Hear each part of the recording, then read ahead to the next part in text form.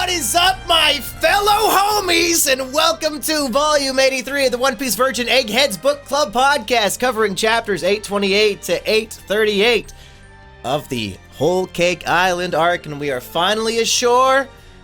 I thought I saw Sanji waiting for us on that shore, so we'll see what's up with that, but I am the captain of the Measly crew, Monkey D. Jones, joined as always by the man up above. It's not the one true God, it's Eggy V. Rodriguez. That's right, call me Mr. Hunger Pangs, because listen, if I got a craving, your life ain't gonna be saving, except it's gonna be shaven off. And either way, God bless DoorDash, and thank you, Muhammad, for giving me all what I need. Much appreciated. Oda's concept of we need there to be at least one female pirate boss in the story. What will her gimmick be? I guess when she's really fat, first of all, and when she gets hungry, she becomes like a Godzilla kaiju monster that attacks the city, it destroys the buildings, and even kills her own children because she is so deranged and insane. God bless you, Oda. I long ago, maybe one of the first videos on this channel, I said Big Mom's not even in my top 50 characters, but I still like her. But upon further reflection and future events, Big Mom, she might be in my top 50. She's very entertaining to me. But Eggy, before we get top of mind, we got a lot of real world hat things I want to talk about. The first and most important to me is they're doing the second ever global popularity poll. They used to only pull those fucking Japanese children, and that's how you get some wacky results over there. So, second time ever, everybody in the world can vote. Have you been voting? Oh, you can do it every day? Every day you can vote one time. I'll go through all my votes, but I want to hear who you voted for. Well, I went in for Mr. Whose name I should be remembering because it's in this volume again. I looked it up specifically for the instance. And then the French egg guy? Yeah, to something. It's in there. I know it's Tamago. Oh yes, Tamago. See, I keep on. I was saying Mr. Tenga at first. That's a different kind of egg that they also have in Japan. Oh, God. So I looked him up specifically for that purpose. Even though it was a shot in the dark. It was a blind thing because I'm sure there's a lot more of him to come that we haven't experienced yet, or maybe he's gonna never be that much. But when I thought about people who, I could reflect, if I really had to pick one to stand aside and, without just really off of a reflexive feeling, he was the one that came to mind for me, but I didn't realize I could vote every day otherwise, because I probably wouldn't vote for him every day. I don't know. Like, he's like a one vote kind of guy for me. Yeah, I've been switching it up. Well, that's my mistake. That was a whoopsie doodles on my part. I should have been doing more, voting multiple times, just like I do in every other election. Yes. I gave 2 votes to Tangent, of course, our beloved cheese curdled man. 1 vote to Gaimon. Then I let my GF choose who I voted for on the 4th day, and she chose Tyrannosaurus. Do you remember him? I do, yes. You know what? Out of all the rats that I've seen crawl on people, he's probably one of the top ones that I'll remember throughout my life. I mean, the name just has that kind of weight to it, just like Big Mom's, mass. It really just crushes down on you, and you can't forget it. And then this morning I voted for Mont Blanc Noland because he needs some votes. All right, now that I think about that, to be honest, I'll get my second vote in today, and I think I'm going to go Mont Blanc Noland also. He definitely hell yeah. deserves that for sure. I mean, that's, one of the most impactful bits up to this point, 800 chapters in, and, that's more than half from my understanding at this point. So, I mean, they're running out of time to outdo him, I'm just saying. No love for Nola the Snake. That is Nolan's namesake. I could do a third vote for, Nola was a special type of animal, I think, just in the fact of being sort of an animal god, but also just being so cheerful and so relatable in that cheer, in that joy, just the simple pleasures, of being a snake god. When he found his old home and started dancing jubilantly, I think it was even a word used in the manga. You gotta give some love to the giant snake monster. Hey, other One Piece news in the real world. Season 2 of the live-action Netflix show is coming out 2 days from now. So by the time we record the next episode, maybe we will have seen some of it. Should we just discuss that in this podcast, or should we maybe do like a full season, is it Kino review of it?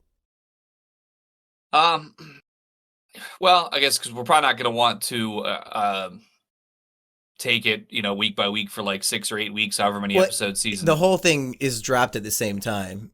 Okay. Then maybe we'd be better off just maybe breaking it all down, maybe like some high points. Or we could maybe do like half and half. I don't know. I 'Cause, feel like as soon as I have access to it on my illegal websites, I'm probably just gonna binge the whole thing in one day. I mean, I don't know if I can resist. You should be able to remember the high points even then, I think. So I wouldn't at all be against that, to be honest, because yeah, why not? If it's all there at once. I know when we were having breakfast this morning, my girlfriend was doing some scrolling, and like Elmo and the guy who plays Luffy were like meeting up, and Elmo was joining the Straw Hat Pirates. So it goes to show the advertising is out there. All of us fans, we're all enjoying that, and we all upvote that. That's right. Who's that appealing to? Are they saying that the Sesame Street audience should check out this, I assume, PG-13 rated Netflix show? Like, there's some violence and death in this. You really want Elmo fans to be watching this?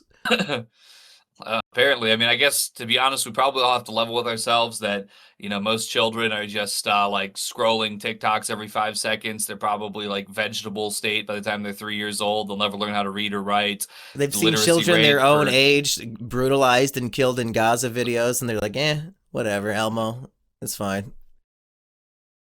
I've seen it all. Well, it's 2026. Welcome to the future, everybody. Woo! But yeah, Elmo, much appreciated. He's getting, it's all good publicity, right? Hopefully season 2 lives up to the hype, because if it's no good, well, I'm going to be so angry that I might literally just have to commit some kind of terrible, terrible thing that I can't speak of. And I'm going to be watching it with the keen eye for detail. Okay. When I watched season 1 the first time, I knew I was disappointed, but I allowed myself to be blown away by the fact that it existed. But then on rewatch, I was just picking up so many things that I thought were boneheaded decisions. So I'm going to be watching it with that lens on the initial watch through here. That might sound miserable, but I want the people to know if they got it right this time or if they made some major fuck ups. If you're removing Don Krieg level characters and ruining my fun and making Arlong show up at the Baratier, I'm going to have to complain. So let's hope they get season 2 right, because I'm not afraid to nail these bastards. Matt Owens, whatever his fucking name was, had a mental Jeff breakdown. Bezos is going to have like some kind of helicopter to help lift Laboon up over the from Reverse Mountain and be like, hey, you know what? Save 15% on your shipping costs if you just link up with me and Laboon and code Laboon. Like fills up the screen like an Indian gambling website ad. He's a kind-hearted celestial dragon billionaire who wants to help the whales instead of hunt them, and moves Laboon over the red line. Well, I mean, we're not going to ever make it to the end, and we can't just leave this thread hanging. We have to resolve the whale storyline. Good thinking, Matt. Fucking idiot. I'm glad he had a mental breakdown and quit the show, and they got a new showrunner. Yeah, they just find the one piece in the last episode. They're like, I mean, we're just there's places and shows that have done that before. With Game of Thrones, right? They just started making it up at a certain point because there wasn't any more book to go off of. Right. Maybe they're like, well, we got this much budget, and we might as well just have a complete product. Luffy just like finds the one piece like buried under the home he grew up in. He's like, oh, it was here all along. Whoa. That would be a Netflix executive decision. Like, we can't. Like, the show has to have an ending. They take Oda's notes and they spoil the actual ending of the show like 20 arcs early. Brutal. And it's possible because our third piece of news, evidently for some promotional stunt, Oda buried the secrets of the One Piece at the bottom of the ocean, and I guess people are gonna find it. So, I mean, is that not what we've all been waiting for this whole time? I mean, we've been sitting here, life has a stagnant quality to it. We're getting old and gray and bald, and we're just waiting for, our time to shine, our time for adventure, and it's here. It's time to go and figure out how to get to the bottom of the ocean, however it works. Maybe a fish ate it, maybe we can go hunt the fish. I'm thinking the time is right. I think it would have been funny if he dropped it where that submersible went and imploded and killed all those people. And then all the billionaires who want to spoil One Piece can commit suicide trying to find it. Let's make I that was the deal. I said on my stream he dropped it right directly on the cable that connects South Asia to the internet of the rest of the world. And he's He's trying to get cutting people to go India down off. and He's protecting us. What a hero. That's right. Trust the plan, folks. With Indians voting and live action Netflix season 2 coming out, while the voting is still open, I wonder if Vivi is going to skyrocket in the votes. God bless them, Indians. Yeah, for that reason, that's right. Yeah. Yeah. But yeah, I guess I can't complain. Vivi in the top 10, I'll allow it. That's enough real world slop, Eggy. What's your top of mind, or even your hat for the volume at large? Well, gosh, I think that I guess I'll say this is my hat because I don't know if this is at all accurate, but is this Seducing Woods? Is this supposed to be a parallel to Alice in Wonderland, perhaps? Because as I'm looking at, Sanji, oh, there he is. I'm looking at his curly eyebrows. Reminds me of some curly Cheshire cat type appearance. Type was his smile curls or whatever. All of a sudden he's in the tree and then he's not. There's rabbits running around, and time is nobody knows what's going on as far as time and space. Something about the appearance there. Maybe I'm completely off on it, but that was kind of the sort of energy that I was getting. Of course, you have the whole mirror thing going on that kind of gave me like kind of Snow White kind of energy. So a sort of like fairy tale sort of energy going on here, and I suppose that matches up with the end of the previous volume where all of the sun and the trees are all like, yeah, all like sunny and cheery. Even if they're talking about killing, it is what it is. So the sunny and cheery appearance that felt a little Disney-esque maybe, and maybe there's something here that's also kind of hitting a few of those notes. So that was, we have a lot going on here in the Seducing Woods in this volume. So that was sort of a through thread that was kind of swirling around the mental as I was reading through. I think you are 100% picking up what Oda's putting down, Aggie. Long ago on this podcast, I think I told you there's a future arc that is like based on Disney movies or something to that effect. And I like that Oda wants to plug in One Piece logic to bring these concepts to life.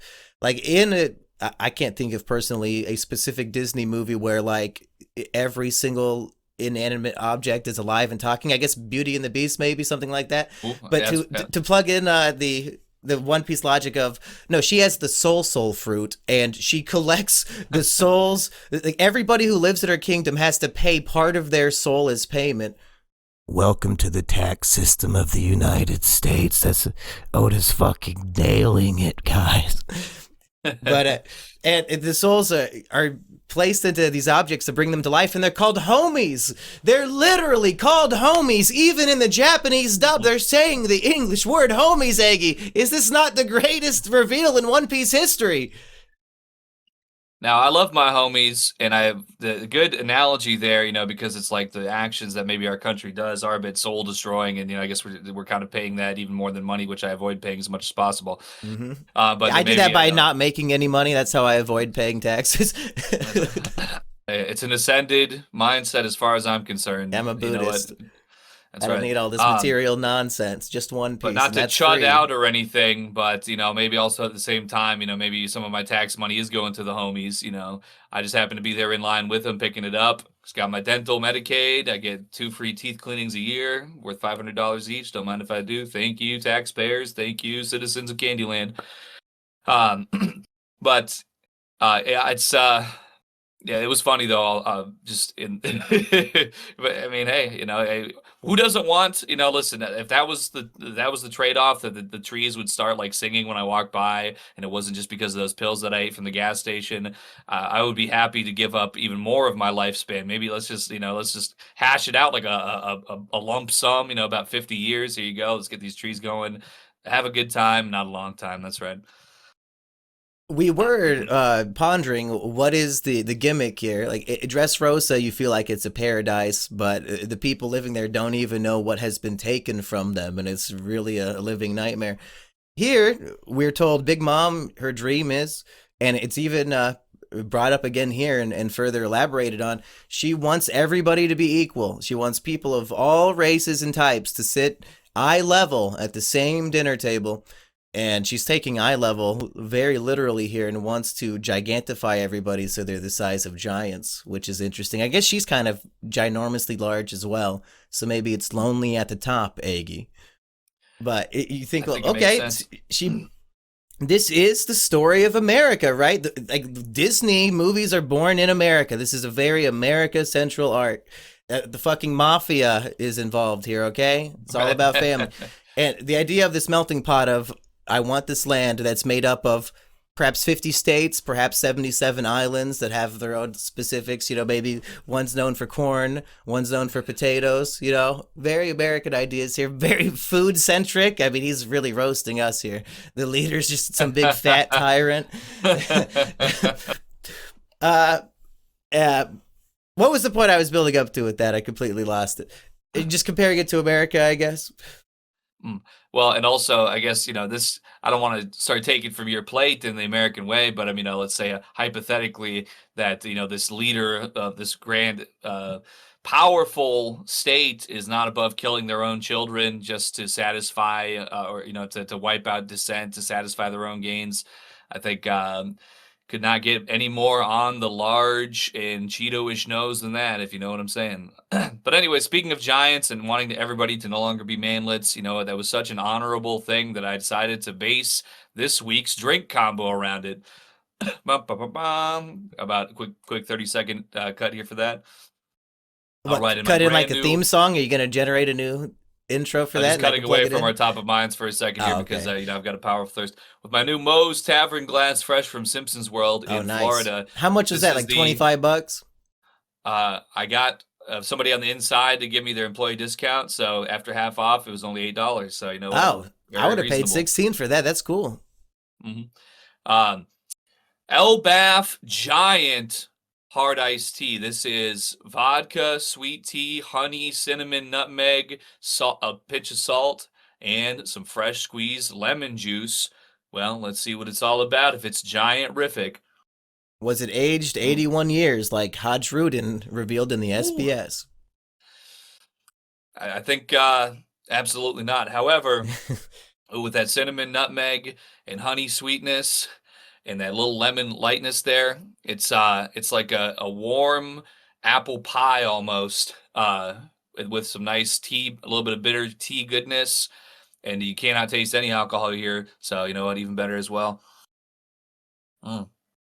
So the Giants of Elbaf are ranking above every member of the crew so far. Dorian Brokey are your goats. I ain't gonna lie, this is if you like apple pie and baked goods, which I do. This one I gotta say is a winner right here. Like it all works just very, very well because I don't know, it's something about it's probably just all like the sweet and spice components that are really doing everything. You could probably just like drink all this in water and it would just taste about as good. But tea and lemon and honey, this is all well known to combine together. A little bit of extra, confidence juice on there, and those spices really round it out for a delicious finish. So, this, maybe I'll say it's the second greatest drink combo so far. I highly recommend it. Those spices will get you rightses.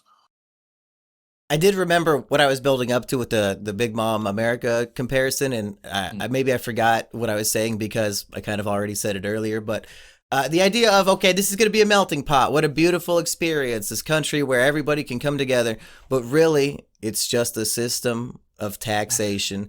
And actually, it's way more brutal in real life than it is in fucking One Piece, because in this story, they're paying 1 year of their life for every 6 years of residency. I'm pretty sure we're getting taxed way more than 1/6 of our, like, you're spending 1/3 of your life slaving away for the corporations of America, and then how much of that money you earn is being given back to the fucking world government through your taxes. So you're not even actually earning most of your slave wages here. Big Mom's system is better. These people, you live in a land made of chocolate and you could just eat it all for free and there's no laws against that. I don't know if all these people necessarily have to work. You could probably be a a freelance poet in Chocolate Town. With when people have magical powers to generate more food all the time, the only thing you have to pay is 1 year of my lifespan every 6. That's much more preferable than working 50 hours a week. Yeah, I always enjoy when dystopia is written in fiction and you're like, wow, that sure would be much better than what we currently have. Can I move in, please? As long as But Big speaking, Mom doesn't go on a hunger paying rampage and destroy my city, it's probably pretty good. but my top of mind actually is something that is actual suffering here. The we I would say, I guess, the relationship between Sanji and his father, Judge Vinsmoke. And, well, Judge, he's judged Sanji to be a complete subhuman that could never live up to his family's name. He was perfectly happy to let Sanji's siblings just beat him into like a bloody pulp and then say, "You're a beta male. If you die, I wouldn't even care." To be fair, he was Sanji went on. cooking meals for rats. That's beneath him as a member of royalty, Aggie. I'd beat the shit out of him too. You know, it's interesting. I've been, I don't know, lately, this idea of aristocracy. I don't know. I've been warming up to it. It's all these British movies I've had to Uh-oh. watch where they're doing all this British royalty stuff. Like It's I'm starting to propaganda, be, Aggie. I'm getting brainwashed into that royalty is actually like good. No, no, Um, no. that's why I was like, yeah, I think I brought this up unrelated at some other point, but his royalty, like the NEET is the ultimate royalty, doesn't contribute to the slave system. Oh, I can't drive a car. Hey, you know what? The president doesn't drive his own car. You know what? Benjamin Netanyahu's not driving himself around. It's beneath them, and just like the man who doesn't work and eats Doritos every day and pizza rolls, these things, he's really the new prince, the new royalty, the unemployed gamer. God bless him. But even when Sanji comes back, we get the grand reveal, which could maybe it all ties together. I think like the theme of Sanji's sort of disconnection from his family. Well, he said, "Hey, you know what? I need to link up with Big Mom."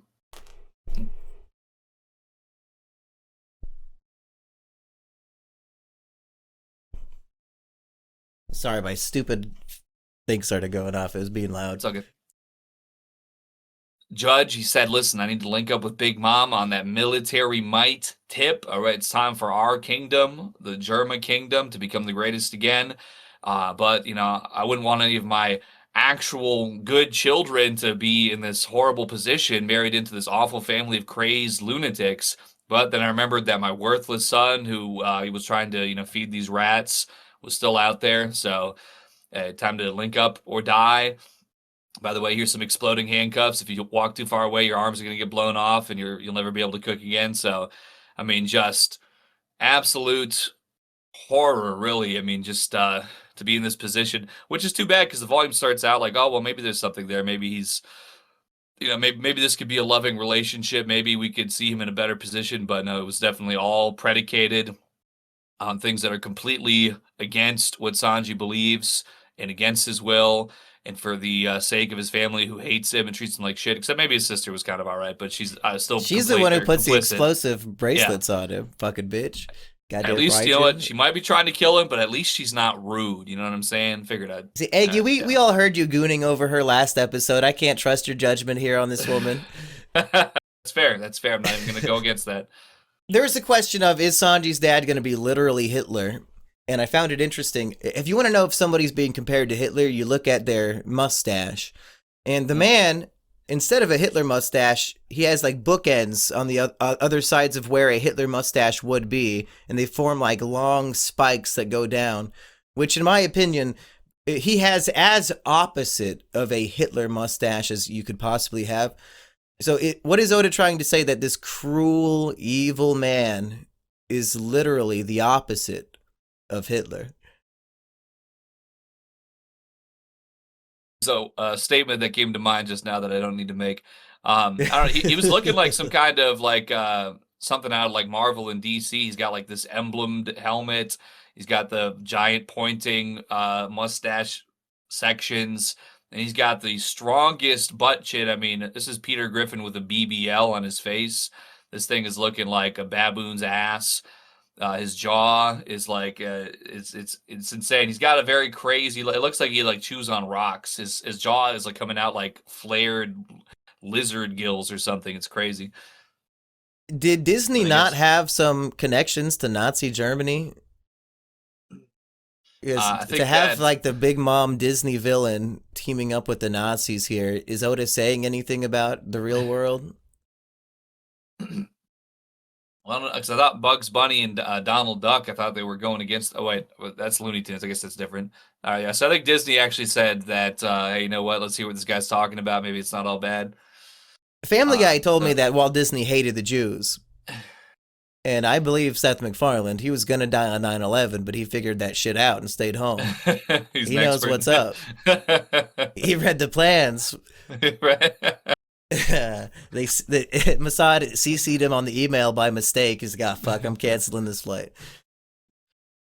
Anyway, have we done my top of mind? Okay.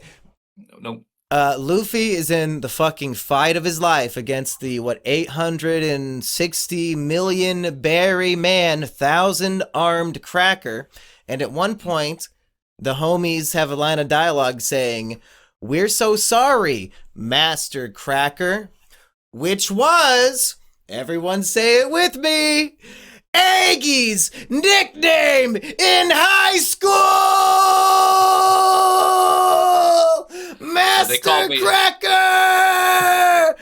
The lingo of the time was he said Masta, Masta, you know, because this was back when Snoop said like fashiza whizzle, you know, like it was different back then. You got to see, everybody remembers that scene stuff and that pop punk, but they forget this stuff. So, y'all was Master Cracker, yo. And if you go back far enough, they take out the T. It's just Master Cracker. When I showed up to the projects with that trench coat full of Robitussin that I shoplifted from Walmart, started pouring up these big pictures. You know, they knew what time it was. I was getting all the daps, me up. all the props. You know, we were falling out. So they said we would walk, and the back of our heads were dragging along the concrete while we were still standing on our feet because you leaning after you drank bottles of Robitussin cough syrup in a row. That's right. You don't mix You'd that also with get anything? very sick. You get rashes. You get from just chugging the. Okay. The more you know, folks. Keep note. That's right. My other top of mind is we finally get to see the Mir fruit, which I think not so long ago I said if I could have any fruit, I would like this one. And there is so much utility for this. Not only can you, I guess, just become somebody else and mirror their strength completely, because she becomes Luffy. It is going toe to toe with Luffy, doing exactly what he does. But you could just transform anything you want, other living animals, into looking like any other person you want. So many things you could do to mirror and imitate people. And in the real world, man, I could be probably robbing banks pretty easy, just looking like any other person. And then, there's so many things. But I wasn't even thinking of that when I said I wanted the fruit. The idea of having your own pocket dimension where every mirror in existence is a portal. So, I mean, not to be a creepy freak, I probably would not be a peeping Tom with it necessarily, but the idea of like fast travel and if there's a mirror, I could just get there easily. That's pretty dope. That's true. And, shout out to Blue No. I don't want to keep on, picking on him forever, but I just might, I mean, shout out to the Door for, you don't even need any mirrors, but yeah, if I, could just have like all the flight paths open, all the branches of the tree unlocked, I just step in and, take my pick. I mean, maybe mirrors are going to get replaced with selfie cameras one day. Nobody's going to need mirrors anymore. But for now, especially back in this time frame, in this period, it's over with. And it's always going to be a place that's got something going on for itself, because I'm sure the peasants that are tilling the fields, they probably don't have mirrors because they live in nowhere. So you're really getting into places that are established, decorated. You're not walking into a pit of fire. Well, and in the real world, I mean, I'm pretty sure this is called a black mirror. Does this mean anybody, I could look at them through their phone? I could jump out of their phone, hypothetically? Yeah, I think they're hiring for the NSA right now anyway, so, you take it up. Yeah, so I could be making six figures if I had the mirror fruit, working for my favorite government, the world one. Those are my tops of mind so far, Aggie. So where do you want to go next with this wonderful volume? I guess, I thought perhaps we would get a reveal here while we're talking to Pudding. She gets asked about, oh, you're the 35th daughter. Is that actually like real? Because I don't know if that's possible. Like, is Big Mom? I mean, she looks kind of human to me.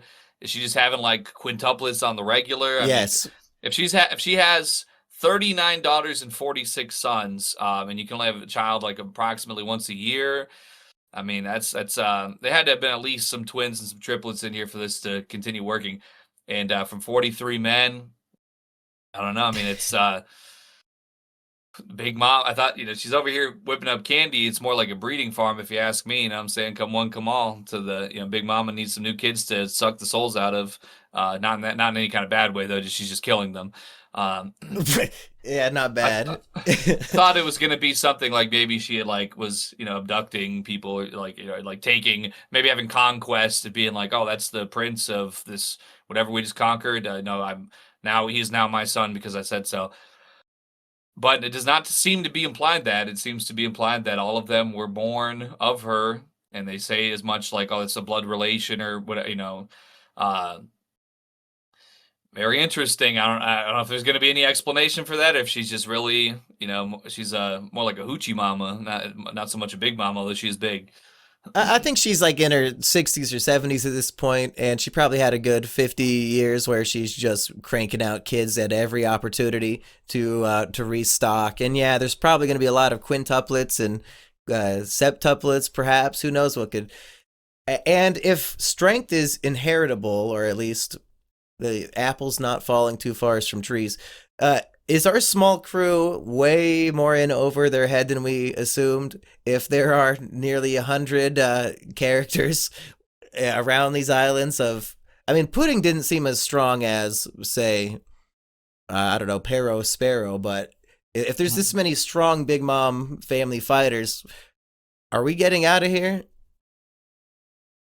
Uh, It's pretty tough. I think like Nami says as much while Luffy's engaged in combat versus Commander Cracker. Like, oh, this is just like random guy that is one of her sons. I mean, yeah, the thousand arm technique is cool. He's really just playing like 6 right now, so we'll see if there's going to be anything further there.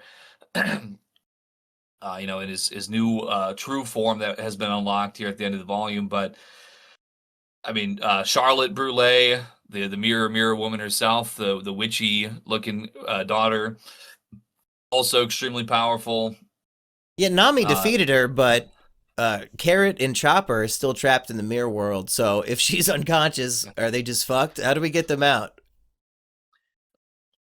I guess probably, I don't know. And we also, there's an overarching thing going on throughout this volume. It is known they've been surveilled the whole time from like the very first second they were near shore. They have never been getting away with anything.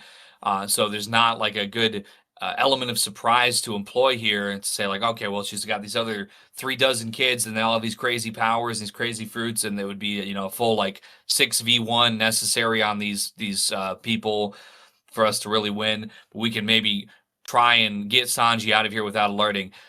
Everybody knows Sanji's got exploding handcuffs on that Big Mom has the key to, so you absolutely must take them from her in combat or whatever the case might be. She also has the ability to just steal your soul and instantly kill you if you get anywhere near her or make her mad. Yeah, even Jinbei got afraid of her and had to back down out of quitting her crew. And he got mogged. He got Big Mom. They were talking trash on Jimbe. I was like, come on now. That ain't right. If Captain Luffy, even hanging out with Nami in the woods, is being stalled completely by one guy who's a member of something called the Big Three, so there's ostensibly 2 guys just as strong as this dude, and this dude's a one-man army who he has to pull out the Gear 4 Kong gun, which was used to beat Doflamingo in round 1.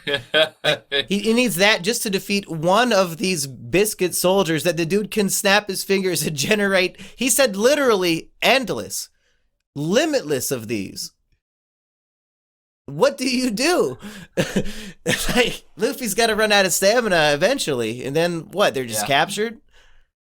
Well, it's I love my video game analogies. It's something that is probably well known in many different combat games. It's called turtling, where basically you kind of just have this sort of defense up that your opponent is wasting all their time and resources and energy trying to fight and break through your defense.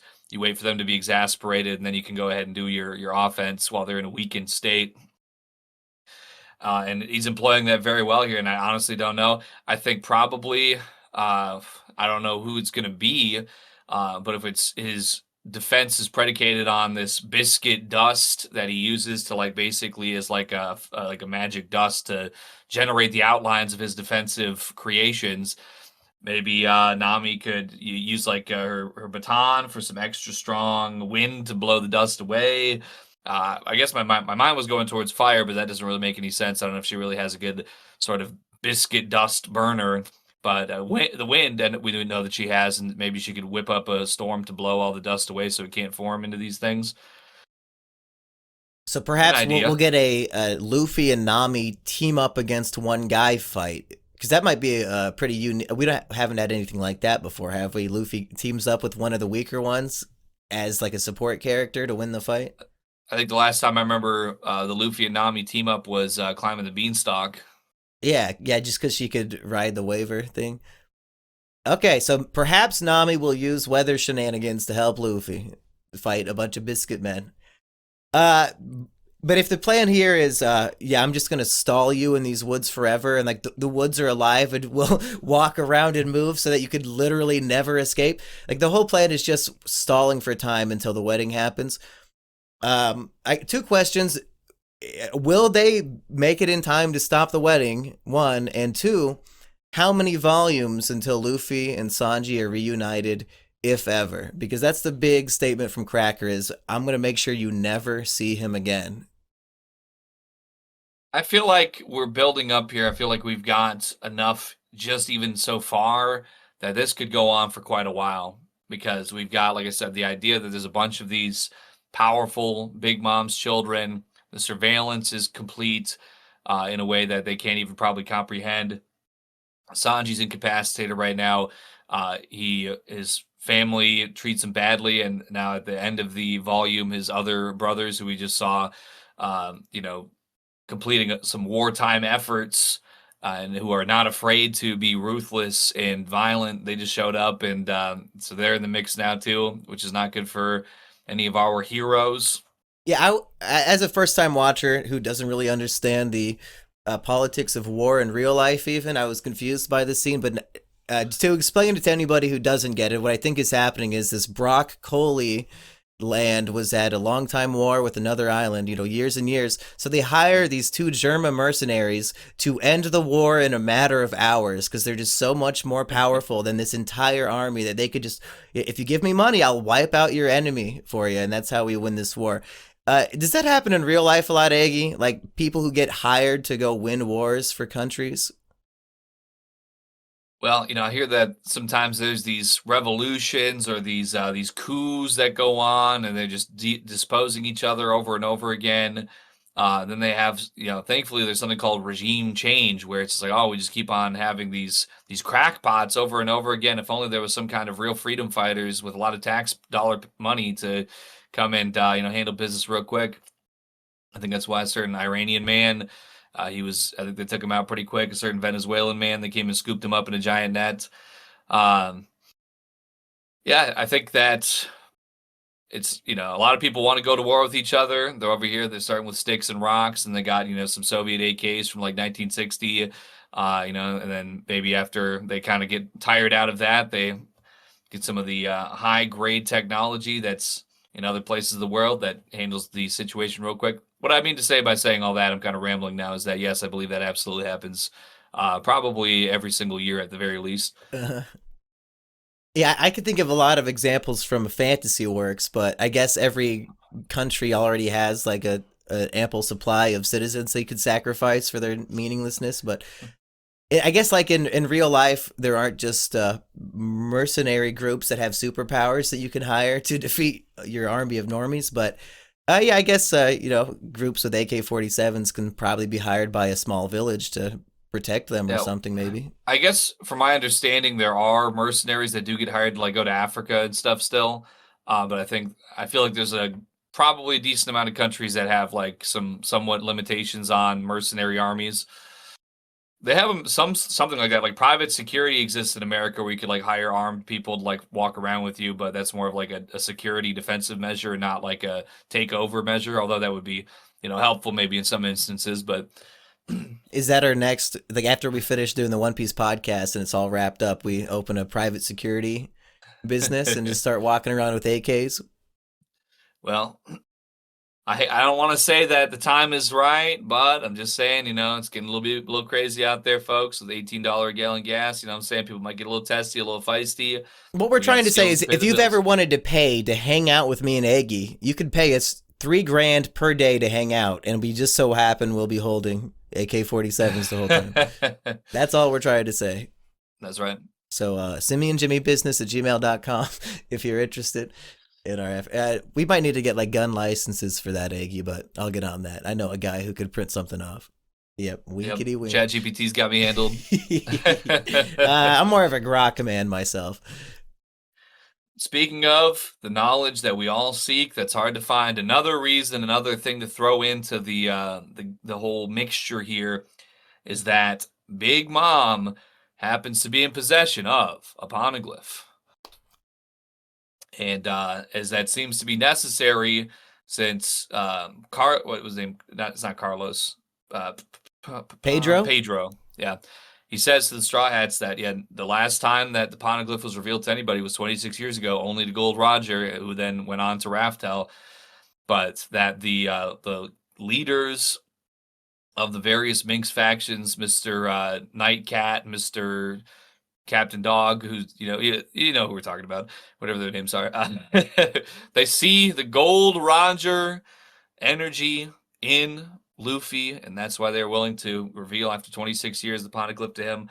So to have that knowledge, they're really going batting 1,000 on the poneglyph reveals, the poneglyph readings. Did Big Mom thank Jinbe for giving her a poneglyph? And is there not, when Robin found that poneglyph in Fishman Island apologizing to the mermaid princess, was there not a missing poneglyph there? Did Jinbe give a road poneglyph from Fishman Island to Big Mom as some sort of gesture to say, please protect us because Whitebeard is fucking dead now? Is this what I'm supposed to believe? He knows that this bitch is insane. What is he doing? They're saying in this volume, they're saying that Jimbe, he's weak. They're saying that he's beta. He can't stand up for himself. You know what? He was supposed to be taken off and and being able to stand on his own 2 feet, but he got scared of the roulette wheel. How do you like that? Big Mom's leave or life or leave or whatever a fucking game is. It's a big roulette wheel, and I guess if it lands on a 50, you give her 50 years of your life, something along those lines. Is this more making fun of America? Are we like the gambling capital of the world in Oda's eyes? Well, he should know that China actually has the biggest and best casinos in the entire world. So all gamblers actually, like, in the same way that a man with poor hygiene who likes to look at anime girls in skimpy clothes dreams of going to Japan, degenerate gamblers, they dream of going to China where the biggest and best casinos in the world are. They're like these massive castles, basically, that people spend like billions and billions of dollars at because they just attract the entire world to go there. Are we going? But I would also say that our lives are a gamble because if like, oh, oops, I accidentally like walked down one extra stair and fell and like hurt my leg and it's going to cost $500,000 to go. So I guess I'm just going to die in the street. I sat on the wrong bus seat and some guy who's been let out of prison for violent crimes 20 times decides to sit next to me. Yep. It's a gamble out there. Mm-hmm. And a lot of times it does take your life. So, and Jinbe couldn't handle it evidently. So what are our predictions on Jinbe? When if we cross him in this arc, will he be on our side or on Big Mom's side? Because sounds like he's afraid of her. I feel like, yeah, I really don't want to feel that he's a fair weather friend, but it just kind of seems to be a little bit of the energy that we're getting here from him. So I could see perhaps that he's betting on Big Mom right now, which I think, if he's taking his emotions out of it and he's really just trying to be, um, I don't know, because I mean, it He would has like be, a whole meeting with all of his fishman crew under the ocean, saying, "Okay, I want to leave Big Mom and join up with Luffy." But then when yeah. he has to face her in person, he evidently chickened out. So So that's why it's like, do we even want this guy around? Then I don't know. It's a bit concerning because yeah, like he's just gonna fold under pressure like that. That's really no good. Uh, but so I don't feel like we need to necessarily try and go fully against him once we eventually defeat Big Mom, probably, and and take our place as greater than one of the emperors. But I mean, like, it'd be very difficult for me to trust his judgment if he just could fold under. Really, he's not even engaged in combat. He knows what Big Mom could do, but I mean, you're just gonna not even try to put up any kind of fight to it. You're just gonna well, he's come kind of and kiss elderly. I butt. mean, he's at least middle aged. So if the roulette wheel hits on 50, he's probably dead. Maybe he just doesn't have a choice but to back down. Like, I can't serve Luffy if I'm literally dead. Maybe he has to wait for, hopefully, Luffy to beat her ass. Which, is that a prediction, Aggie? By the end of this arc, are we Hmm. defeating Big Mom? I mean, it is tough to say because we still have Doflamingo's just like in a cage right now, and he's still alive. So I think we definitely should. But then again, with 100 children, and it's like, well, there's going to be a lot of people I think that would be trying to maybe take that throne. Then, so if you have 100 next of kids to then become the next Big Mom and take over the kingdom, uh, maybe it would actually be a smarter idea to just find a way to neutralize her and pacify her, still in a defeat, but then keep her on the throne because then you're not going to have a gamble there with another 100 bloodthirsty children that want to become even stronger and greater than she ever was. So there's probably been some countries where things like that have happened before. Maybe like, oh, let's make sure the president's 80 years old and never has any fighting spirit. Is just some old geriatric person with Alzheimer's, so that If you look at no the ears, you can actual see the seams on the Biden face mask that he's wearing. Oops. I'll say if I was some kind of person looking for world domination, it's just an idea that maybe I would think about. Okay, I'm gonna go through some of my notes chronologically a little bit, folks. Unless, was there anything from these final cover stories of the Decks of the World that evidently is ending after only 25 issues here? I was hoping for way more on the second Well, go, but this was kind of interesting here in the final here on chapter 838. It's Shanks reading a paper with what appeared to me to be like it kind of reminds me of like Whiskey Peak because I remember the yeah, crosses at Whiskey Peak and the and cactuses cacti. maybe. And it's a wedding at a certain ruined island. And I don't know if I necessarily recognize the other guys in the background here beyond Shanks, though. Maybe I guess some of his crewmates. And what is Shanks doing in the image, as far as you can tell? Appears to be looking at something on a paper and being like very pleased or proud of what he's reading. So Uh, maybe it's Big Mom's wedding invitation. I don't know. and this is not a spoiler because we still don't know the context of the scene, but a lot of people think the way he's like looking up that perhaps he's showing the newspaper to a giant and maybe he's at a giant's wedding. Okay. I mean, yeah, I guess I could see it either way because we can see that he's looking at the text. It looks like the way that it's drawn that he's looking at some text on the paper. And I've like if something is really a celebratory read, I've done that before. Where I'm like, oh yeah, yeah, let's go. Whoa. I don't know. Is that why Yasop reading about his son and laughing and smiling is not holding it up because he's so ashamed of himself for abandoning Usopp? So he's proud but still ashamed. Yeah, maybe there's something to it psychologically. I'm not 100% sure, but I just know what I've seen employed in popular culture throughout the years, and I think that fits my experiences of what I've seen out there. It's really all the other ones are just more like Luffy worship. All the children of Fishman Island are wearing straw hats, and Amazon Lily has a big poster of Luffy. Did anything else stick out? Well, this what was it? 831. Rasu Kayina, it's the face of our beloved boss. I'm not sure if I understand like where this is taking place at, because there's like giant alligator, giant gorilla, giant lion, all like weeping in joy, and somebody facing them and with their back turned to us. Rus Kayina, who's that supposed to be? I must have totally forgotten who Wait, that is. is this the chopper island that he landed on? Or I have to look it up. What chapter are you on? It's 831, and I don't know. It almost looks like snowy. They're like these giant islands, and there's like a volcano in the background. Ruskaina. Oh, that's where Luffy was training, and Rayleigh, or no, Oh, not Rayleigh, the one of the chicks from Amazon Lily is showing the Luffy's new bounty, and they're crying. okay, yeah. That had fallen out of my memory banks. I remember the training, but not the location. So I didn't quite get that, but now I do. Okay. Yeah, they all took a couple of Kong guns to the face, I imagine, and now Cracker's doing the same, probably in the very same chapter, or maybe not quite. No, never. What was the deal with Pudding? Says, "Hey, go to Whole Cake Island. Me and Sanji will be waiting at the shore for you." Luffy Mhm. sees what is actually Broly's imitation of Sanji, I have to imagine.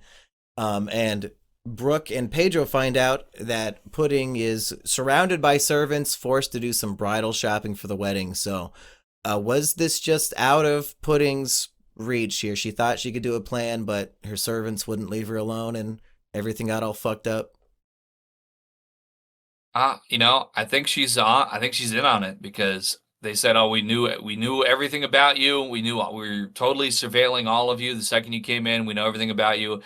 And none of the other Charlotte family members have been particularly kind or gracious so far, other than her ex-husband, who was stuck in the ground, and that was sort of an average amount of hospitality at best, I would say.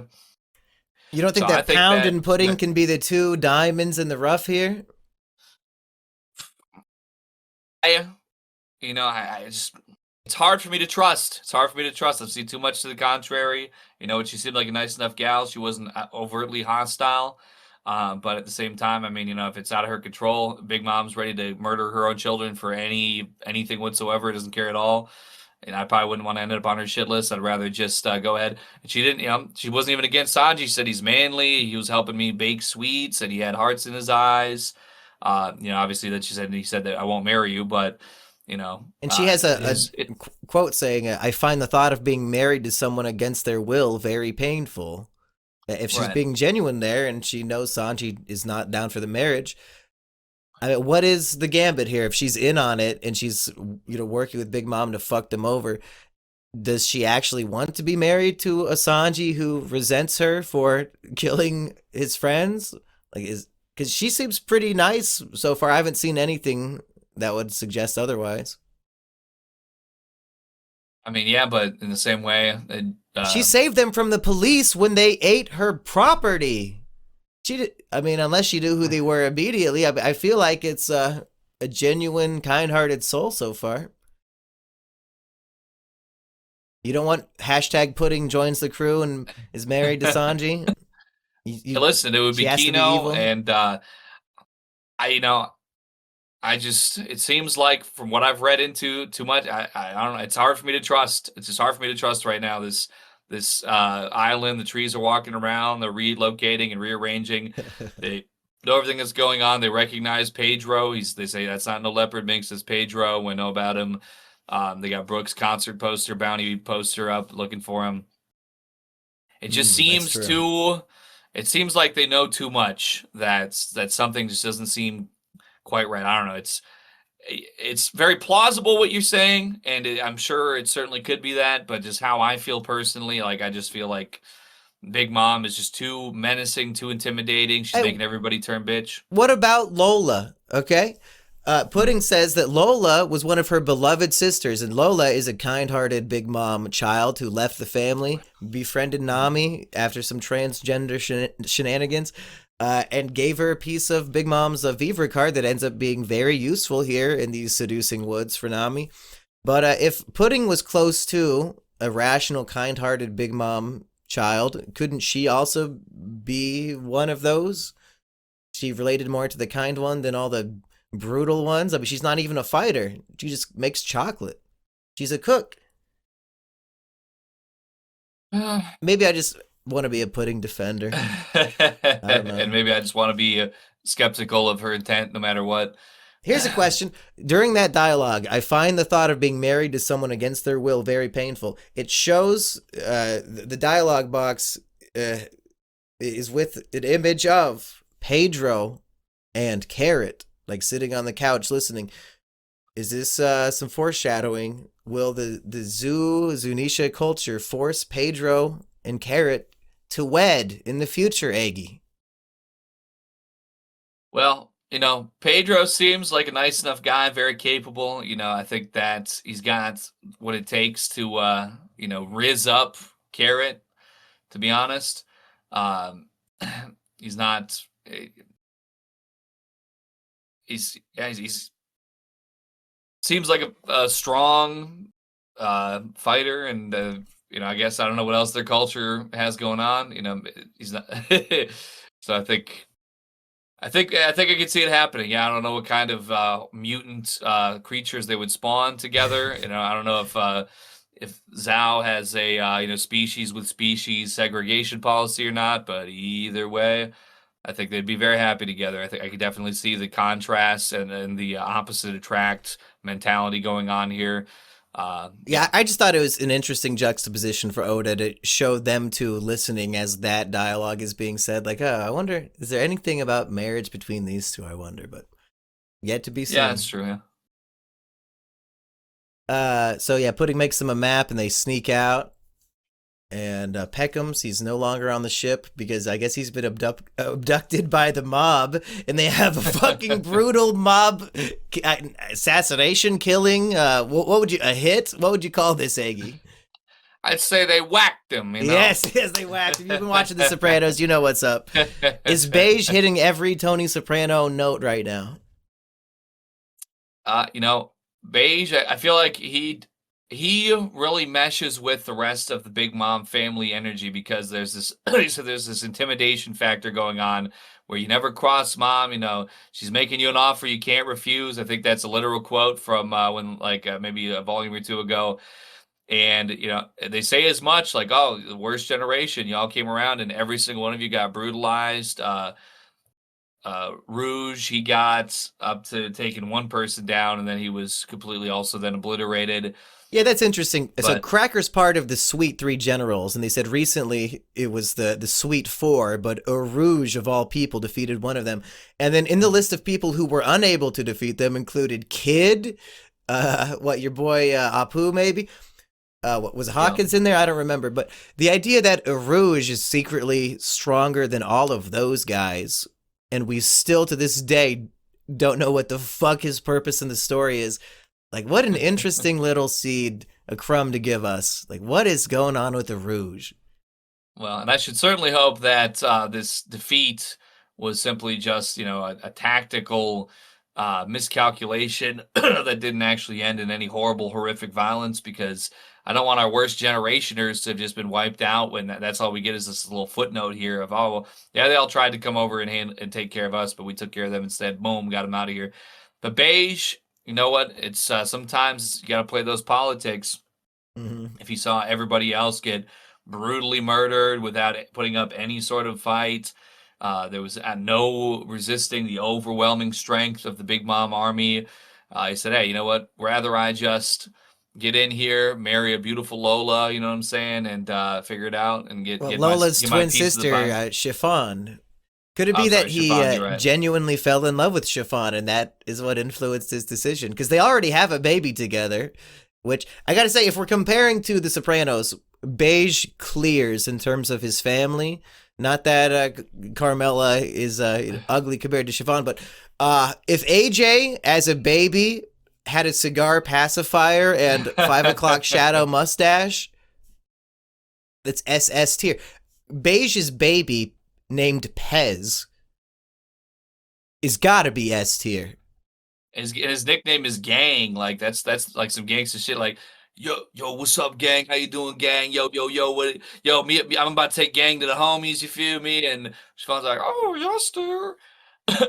But when I look at a disgusting and completely unattractive woman like Chiffon, actually, I think of Johnny Sack. He's got a beautiful 500-pound wife in the series who died Did she in have real like a life. 50-pound mole on her ass that was removed?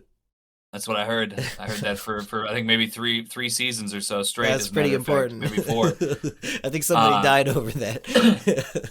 But in fact, unfortunately, I think she really did because at one point we were looking up all the different actors and actresses in that show, and I think that she might have died before James Gandolfini did. Even she had she really was as big as she was shown to be, and it really did make her heart explode and everything like that. So it is what it is.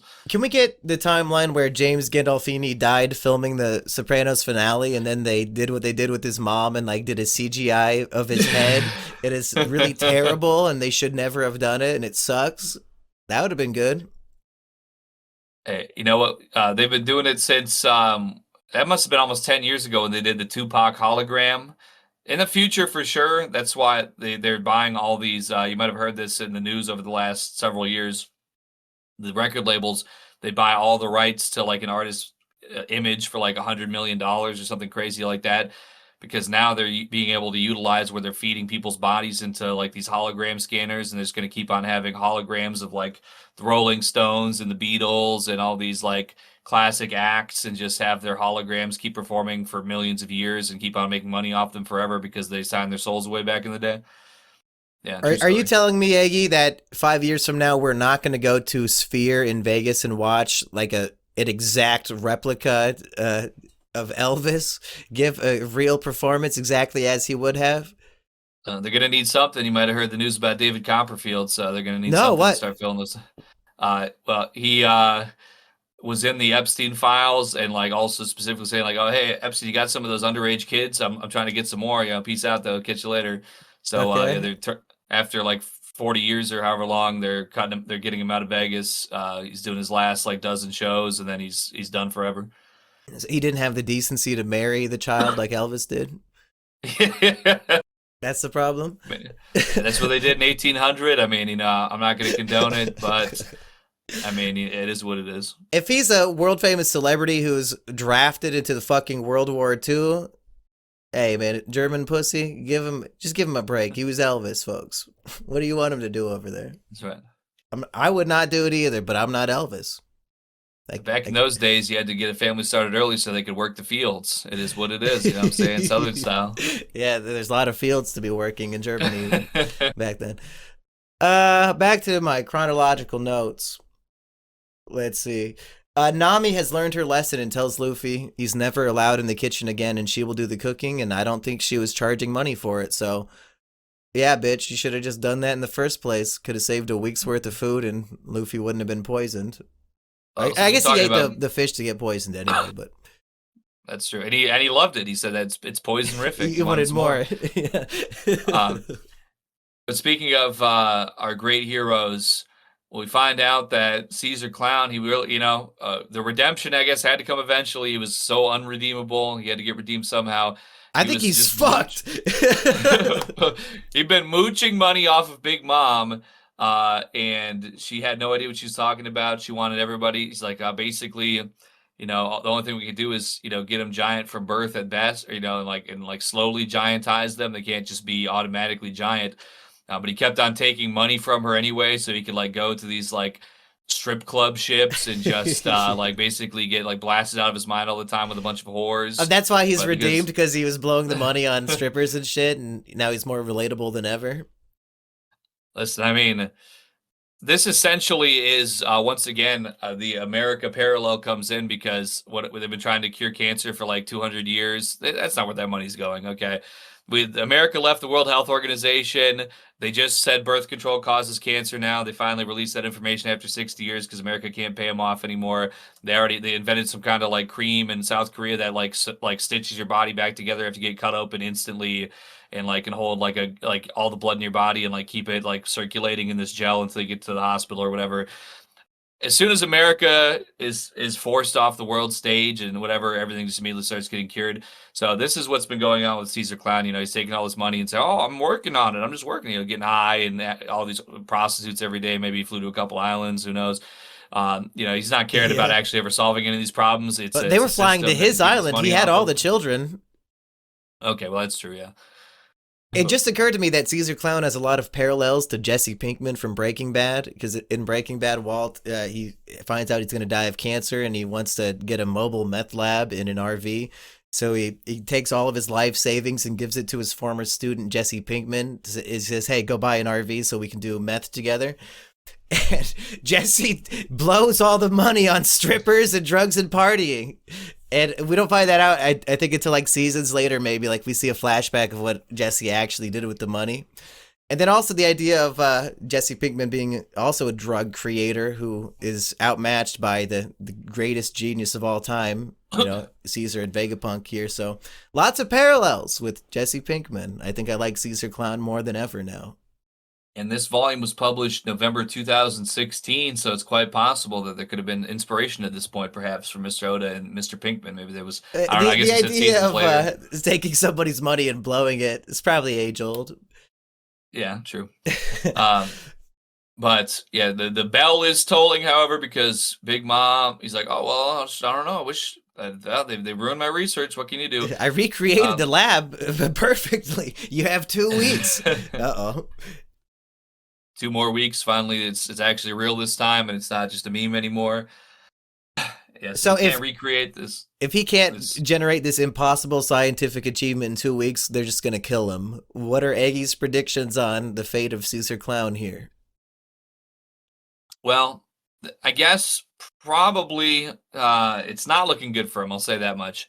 But the thing of it is that he knows. She wants something magic that can't possibly exist. He has something that provably has results that'll take time.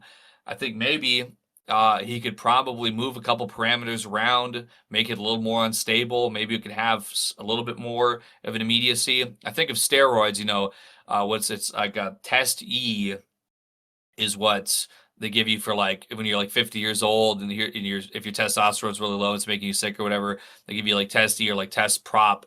That is more agreeable, and it's kind of a little bit milder, but it gets you what you need, versus something like a trenbolone, where it's like this is an extremely harsh steroid that has these incredibly strong effects, but also it's more volatile, and the health consequences are going to be greater to you in the long run, versus this more like small, weaker, more subtle dosage. I think maybe if his life is at stake, which seems to be the most important thing to Mr. Caesar, if his life's at stake, I think maybe he could tweak a couple of these things and say, "Hey, if it gets me out of this bind, who cares if you all die like in a couple of years? It's not my problem." Maybe Big Mama will do some kind of legal thing that will make it so I can never be sentenced or charged for any of the crimes I'm committing right now. It is what it is. And just make something to get out of the bind. I think it should be possible, to be honest. It's just not what he would want to have be his final concrete creation, because he would know that it's going to have these mutations later on, but just for the time being, it might be what he needs. So create a drug that will temporarily give somebody gigantification, but then like the long-term side effects might kill them. Sort of like how a lot of people got a vaccination despite there being no studies on the 5-year long-term effects of it. I guess they are the study. That's right. So that's what I think would be perhaps one of the better ways for him to get out of this bind. But it is not looking good, I think he's got everything he needs. I don't know if it's going to be enough, but I think he's got enough of his wits about him to try and make his best case in any case. So. And the Straw Hats have absolutely no reverence for him, and Sanji like casually throws his heart to just another one of Caesar's enemies. So it's not like Luffy's gonna come save him, even if he is defeating Big Mom here. Caesar He just might be stuck here until he either comes up with a scheme or is killed. Or Caesar. Maybe Buggy the Clown can come save him and join up the circus. We need more clowns. I'm sure Buggy would appreciate some of that lethal weapon gas. If he's got these people that are working underneath him, why not continue to add more weapons to your arsenal? And maybe there'll be enough going on with the whole wedding and anything that's going to happen with that. The Straw Hats encroaching on Big Mom and family. Maybe they'll be so caught up on that. Maybe Caesar will have a good opportunity to escape. Buggy the Clown to the side or not. Back with Sanji, we find out that if he returns home to be a prince and goes through with all this, he'll have 10 beautiful handmaidens hanging on his every word. So everything we know about Sanji is really being put to the test here. His bride-to-be is beautiful. He can have all these beautiful women as slaves here. His siblings perhaps won't beat the shit out of him if he just obeys. What do you think of this? We got a real clavicular moment here with the Yanji fixing his chin with a hammer. Yeah, getting like a fucking I guess I want to call it a press. Yeah, hydraulic press to fix his face. That was so good. Oda predicted this looks maxing shit. I guess you said 2016 this came out, so 10 full years before I saw a video of this motherfucker hitting himself in the face with a hammer. Yanji was doing it.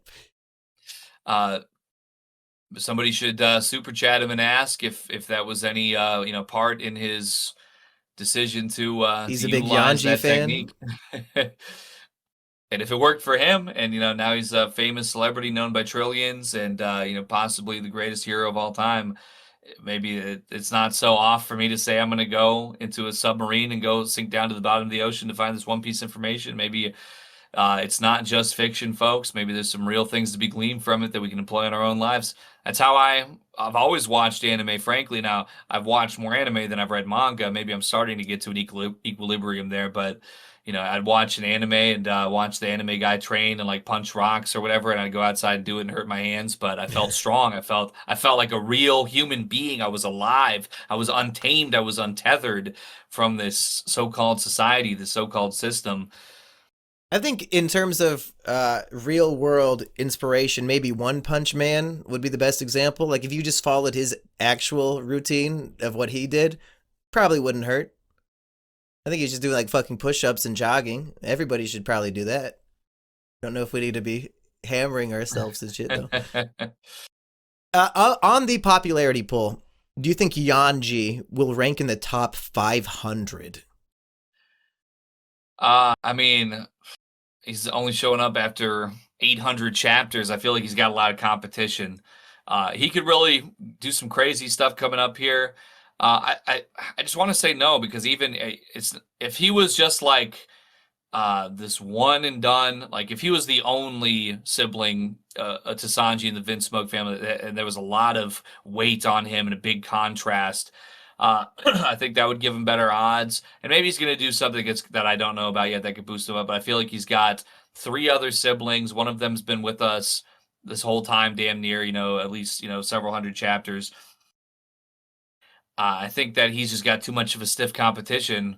I mean, 500 is a lot.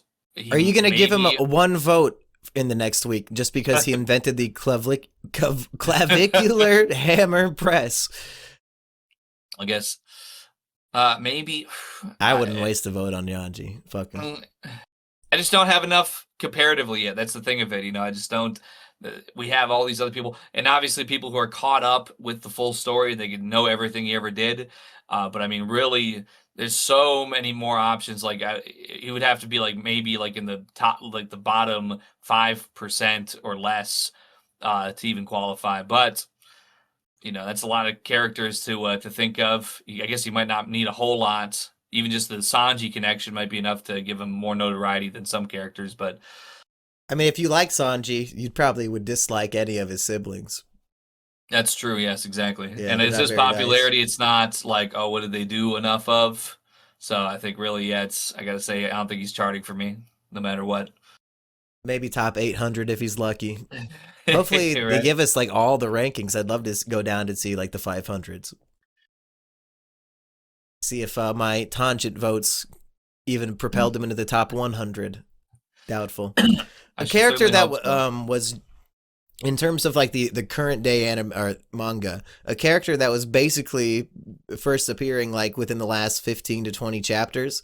Uh-huh. He's ranking in the top 5 globally right now. Heck! Yeah. So is it recency bias or is Oda saving some good ass characters for way later on? Could it be? I agree with it. I would have voted for him, but I gotta give my other boys some love. Mhm. And possibly girl. We don't know about Tyrannosaurus. Tyrannosaura. Yeah. Well, is that how they did it in the dinosaur times? They were doing like Spanish language rules for the dinosaurs?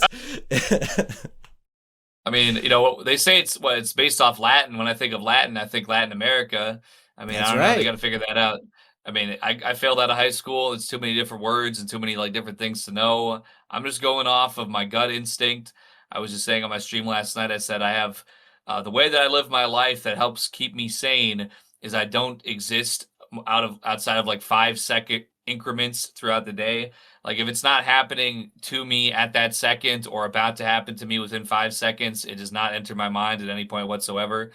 So when I go to the Mexican restaurant and it's they're talking about that it's Latin food. All right, it's Latin to me. Tyrannosaurus is a Latin word. It all makes sense. Tyrannosaurus is from Mexico. I think there are large populations with a similar mental capacity to that, but in a derogatory way that causes harm to others. Yeah, it also you might have noticed this is something that not everybody would, but a little personal detail that I don't mind sharing with the podcast. I'll tell you like, oh yeah, I'm on my way and I'll be there in 5 minutes. Then about 25 minutes later, I show up. That's been a continuous theme throughout my life that has to do with this condition of which I am either afflicted or benefited with. I'm not quite sure yet, but something along those lines. They call it egg time preference or something. Yeah, Egg black person people time. egg. Yeah, egg people time. Yeah. Mhm. I'm familiar with what BPT. But we call it Hans people time because when we go to Mhm. Boston to hang out with Hans, he's 3 hours late to every meeting. So as long as you're not pulling a Hans, I think we could live with egg people time. What do you That's think right. I need to be of more like Cracker the General. You know what I'm saying? It is what it is. any thoughts on Sanji's duel with his father here? I was thinking that in this duel that he was going to really show him up like to the utmost. But I mean, I guess we are at a point right here where we need to be tempering our expectations for the power levels because we did all right in these fights versus people with Dressrosa and everything like that. We were quite suited for that, but we are entering this Emperor territory. The Vinsmokes aren't Emperor level, of course, but still, they wouldn't be at the level of notoriety and of strength and of might that they have accomplished if they were just so and just average. So I Well, did and they think have the maybe that. cutting edge of military science to fight with. So like I'm fighting like the Hitler general with his ultimate like hover shoes that he's flying around and shit. And Sanji's just a natural normal guy as far as we know. So it's really like science versus normal man here. So the fact Yeah, that he's going toe to toe with Sanji just speaks to how strong Sanji is. that is true. And I must say, I don't know if this is unfortunate or if it's very fortunate, the fact that I happened to sit in on your episode 5 of the Baruto review With the podcast. And ninja it's tools. all about, yeah, the scientific ninja tools. That's immediately what came to my mind here was like, oh, we've got science, so I could kick you with electroblast. I mean, I guess that is true. Yet it does definitely put a point in the in Judge's favor to be And able to do also that. But he's completely cheating in the fight where he has his guards taking blows and like jumping in. I don't know if that's a real one-on-one duel if you have your bodyguards blocking shit and getting stabbed to literally, death on like, purpose so that you can yeah, blast your son. drilling through their body and killing them just to do one single attack. And then he's like, "Oh well, they love when we kill them. That's really an honor to be killed by me while in my attack. So they would love for that to happen." And I'm like, It "That's says that they spend all day, every day training, so maybe the mercy of death is preferable. Right.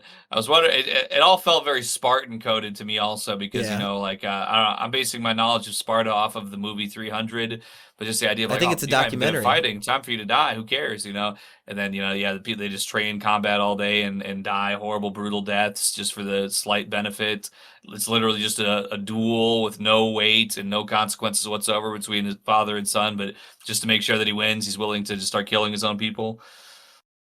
And I guess Sanji just lets it go because there's not really a resolution to the fight. He's just back inside telling his dad, "Get out of my room!" And then he gets some bracelets on him.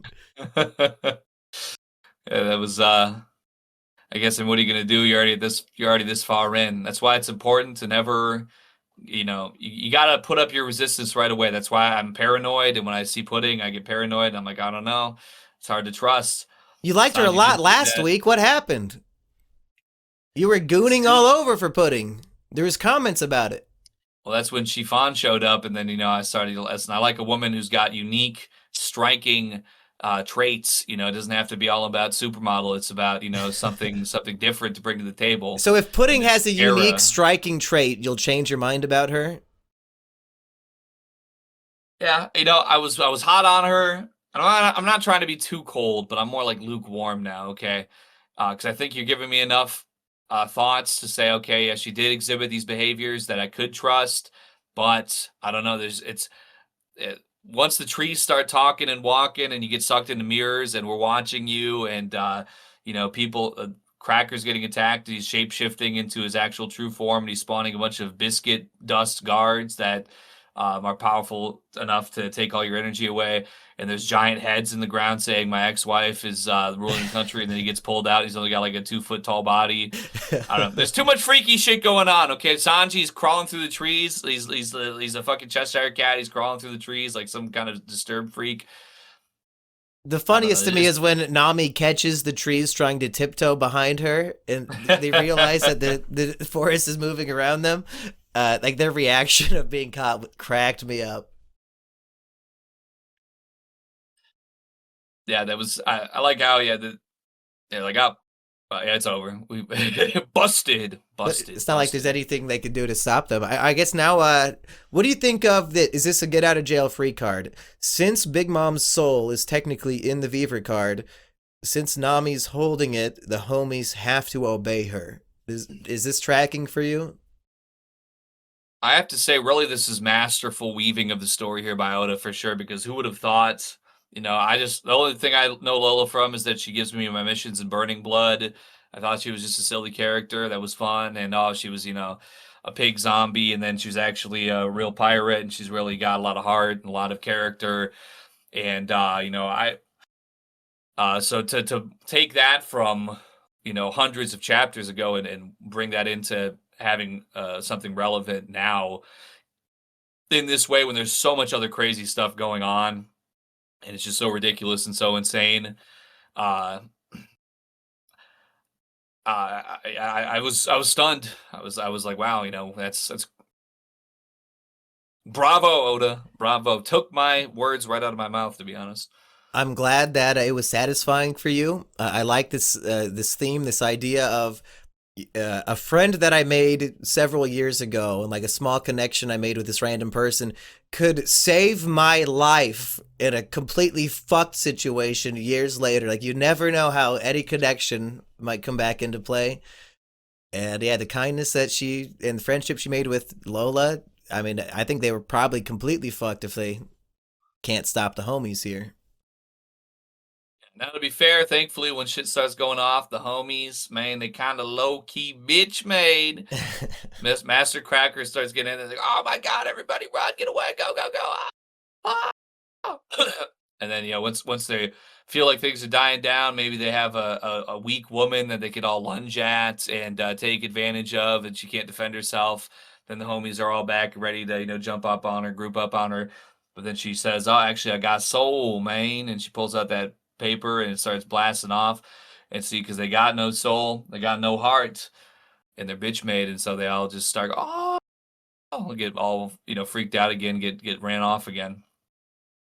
A lot of things that I could infer from a lot of things happening in this volume. I think maybe as the arc goes on, I'll continue to build my case in certain aspects, but certainly a lot to contemplate here just for the bit that we're just basically in this crazed forest, having some fights. Sanji's over there having his turmoil on the political side. A lot to think of for sure. And you said no less than 5 volumes until Luffy and Sanji are reunited? Mm. The difference between reunited and like sort of maybe a completion. I would say that's I'll say yes. Yeah, no less than 5, because I think that I don't want to pull back old words and try to say that I think that they would fit now, but I seem to recall a sort of sentiment that maybe at a certain point, volumes and arcs get a little bit larger and bigger and fuller. Because I mean, we're just hitting a point where this ain't just no small fry activity anymore. This ain't just some ship of wayward who's that and nobody's. This is for the fate of the world is beginning to hang in the balance here on a regular basis. So, And if I think Dressrosa that just taking down a simple warlord was 100 chapters, maybe this Sanji Emperor. rescue arc / Emperor takedown, could this be more than 100 chapters? Will this be the longest arc yet? I feel like if they weren't being spied on and we didn't get that reveal in this volume, I would think maybe so, because of course, like a wedding arc and an inter-family relations arc and the emperor and everything, I feel like it had enough where it could go on and be dragged out. Not even that it would not be not to say that it would be intentionally drug and spread thin without the quality that we've come to know and love. But I think just the fact that they're in the process of capturing the Straw Hats, or trying to at least, and they're aware of where they're at, they know who they're looking for, they know what their Straw Hat plan is to try and get Sanji. I think that that's lit the fuse a bit, and it's got things moving in action a little bit more swiftly than they might have otherwise. So for that, I could say I don't know if it would be the longest, because I feel like there is time here that is of the essence, even if in certain aspects it's not like the wedding's tomorrow or something. There's a little bit of time to be had, but the chase is on, and I think that's going to keep it moving pretty decently, I would say. One last note I have for this volume, there's a Luffy line of dialogue that is seemingly just insignificant, but I think it's really sticking out to me as an all-time great. They keep running into Pound, this guy who's buried in the forest, and he's just a big freaky head, and you're like, is this like another trick of the forest? He just wants apple juice? What is this fucking freak? And maybe you don't take him seriously as a character or a human, even though we find out, oh, he's the father of Lola and Chiffon. Okay, this is a little bit relevant. He's like a real human being and a real hero. But he's about to be executed by Cracker. Luffy saves him, and Luffy says, when you see someone dozens of times, you can't help but get attached. And for some reason, I just thought that was so Kino. Like, this freak that he keeps running into because the forest is a maze that's tricking him. He somehow got attached enough to save his life just because he's Luffy. It's beautiful. That's true. And he was never like really rude or anything like that. He just wanted some apple juice. He That's said, right. the apple juice falls right over there. I love that. Can you give me some, please? So he wasn't exhibiting any dishonorable sorts of behaviors. So I think, you know what? You Also, he had to be you're going to vote for Pound in your favorite character? Well, he does have a giant head, and he likes a delicious sweet treat. He's Loves his an daughters. absent father. Well, it's not by choice. A lot of relatable traits. If he's buried up to his head in the forest from his ex-wife, I don't know if that's by choice.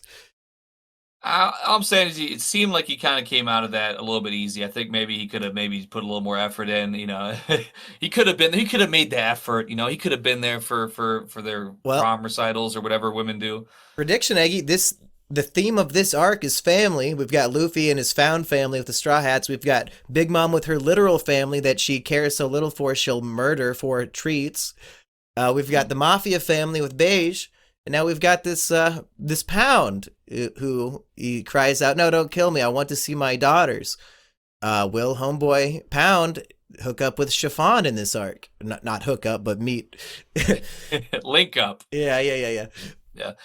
We know what would be Kino actually would be for like if like a Luffy fought Beige and like took him out. I mean, obviously, I'm not trying to leave their child without a father, but I don't know. He's kind of Poor a prick. Pez. He's kind of a prick. He's like, I don't know. He's slimy. He's slippery. I think probably they should do something about him. But in any case, uh, if because he's working for Big Mom and they're going against Big Mom, so I mean, it could make sense. But let's say they take him out and then like Pound comes in. And he's like, "Oh, I missed you so much, Chiffon. Well, you know what? I'll step in and help you raise my grandson right." And Okay. then I'll his mustache disappears and his head starts getting big, and I don't know, like just out of nowhere. The baby morphs into whatever the patriarch of the family looks like. That would make sense because why else does the baby look like this? Yeah, yes, exactly. I mean, That's I don't freakish. know. Something along those lines. I feel like that could be a good opportunity for him to reunite. Maybe he could find Lola again, like after the smoke clears, type of deal. Mhm. But like in the midst of the conflict, maybe that could be a good time for him to start getting some traction and some ground in that regard. Any other last second out of pocket predictions for things that might happen in this arc, or even things you would like to see happen? It would be cool if Sanji could, maybe, if he can't beat his dad quite yet because of this technology, but maybe if he could like outdo his own brothers in combat or something like that. Maybe that could even be a way for this whole thing to get resolved. Maybe he like shows that he's superior to his siblings in their particular aspects, and then maybe if he can't beat his dad, maybe his dad would be like, "Oh well, I see. So actually, in raw strength, you are the superior son. All right." Then he like pulls one of the other sons aside and said, "All right, you have to go marry now because you're now the new failure of the family. So figure it out. You got to go do this for me now." That would still Maybe leave a lot of loose ends as far as Big Mom's plans of domination and everything like that. But it could at least maybe satiate for a time. But of course, we're here to get through the story and not just postpone things. So that probably isn't what's going to happen. But I'm rooting for Sanji, you know what I'm saying, to show his family up with all that, saying that he's not good enough, saying that he can't do it, that his dreams are memes. I'm trying to see him really show them that he's got what it takes. as I said last week, this is Heartsy's favorite arc in the story, and he desperately wants to be on volume 85 due to the events of that volume. So far, are you on board? Is Heartsy right to be praising Whole Cake Island above all else? To be honest, when I read it, it wasn't really like super gripping to me, but after I've had some time to sit here and discuss it with you and think about some of the deeper implications, I think that the potential is very strong. And I'm looking now at this volume as a bit more well put together to set a certain kind of stage, and I'm really looking for the next couple volumes here. Hopefully, I'm just basing it off what you just said about Heartsy being fond of it, volume 85.